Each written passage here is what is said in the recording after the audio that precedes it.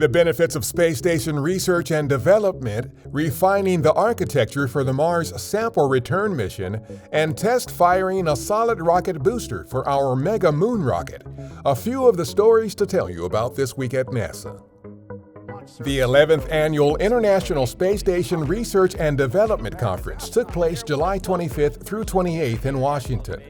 The conference was hosted by the American Astronautical Society and the Center for the Advancement of Science in Space in cooperation with NASA. The event coincided with the release of the 2022 edition of the International Space Station Benefits for Humanity publication. The digital book, which is available online, is filled with examples of how people on Earth have benefited from research conducted in the microgravity environment of the space station. For more about the groundbreaking discoveries, benefits for humanity, and how the agency and its commercial and international partners are maximizing research and development aboard the space station, check out nasa.gov/station-benefits. The Mars Sample Return Program is nearing completion of the conceptual design phase of the mission. The program has reviewed, evaluated, and refined the mission architecture that will be used to return the scientifically selected samples currently being collected on Mars by our Perseverance rover.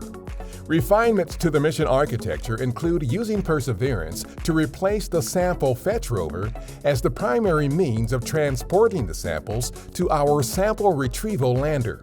The program has also added 2 sample recovery helicopters based on the design of our Ingenuity helicopter that will provide a secondary capability to fetch cached samples from the Martian surface.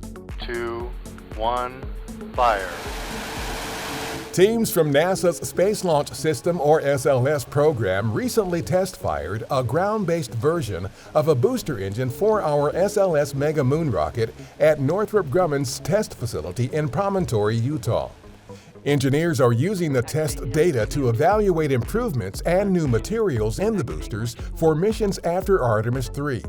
Together, 2 solid rocket boosters on SLS will provide more than 75% of the initial thrust during an Artemis launch. NASA's Volatiles Investigating Polar Exploration Rover, or VIPER prototype, recently faced the most realistic tests to date of its ability to navigate the most difficult terrain it might encounter at the Moon's south pole. The VIPER team used the Simulated Lunar Operations, or SLOPE lab at our Glenn Research Center to create an assortment of tricky soil conditions. They also tested the prototype's ability to use its wheels to inchworm its way out of being stuck. VIPER is targeted for delivery to the Moon in November 2024 to search for water and other resources that could eventually be harvested to sustain human exploration on the Moon, Mars, and beyond. We participated in the Experimental Aircraft Association's AirVenture Oshkosh 2022 event. Our NASA pavilion included exhibits and hands-on demonstrations showcasing aviation-inspired technology and the latest in NASA aeronautics research, space exploration, science, and more. One of the goals of the annual event, which is often called the world's greatest aviation celebration, is to inspire the next generation of innovators. That's what's up this week at NASA. For more on these and other stories, follow us on the web at nasa.gov/twan.